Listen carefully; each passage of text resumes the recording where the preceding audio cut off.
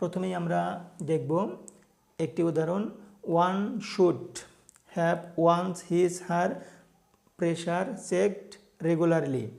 এখন এখানে বসেছে ওয়ান্স হিজ হার। এখন মনে রাখতে হবে বাক্যে যদি ওয়ান থাকে এবং ওয়ান অনুযায়ী পরবর্তীতে ওয়ান্স হিজ হার বসানো যায় তবে ওয়ান্স বসানোই বেটার। এখন আমরা দেখব দ্বিতীয় নম্বর উদাহরণটি, they took all but me, they called me but I did not respond. একটু লক্ষ্য করেন, এখানেও বাট আছে, এখানেও বাট আছে, এই বাটের পরে বসেছে মি এবং এই বাটের পরে বসেছে আই। এটার কারণ কি? এটার কারণ হচ্ছে বাটের পরে যদি কোনো প্রোনাউন থাকে এবং ওই প্রোনাউনের পরে যদি ভার্ব থাকে, এটা হচ্ছে ভার্ব থাকে, তাহলে ওই প্রোনাউনের সাবজেক্টিভ রূপ হবে, এজন্য এখানে আই বসেছে।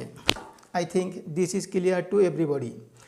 তারপরে দেখব আমরা 3 নম্বর নিয়মটি, let Suman and me enter the room.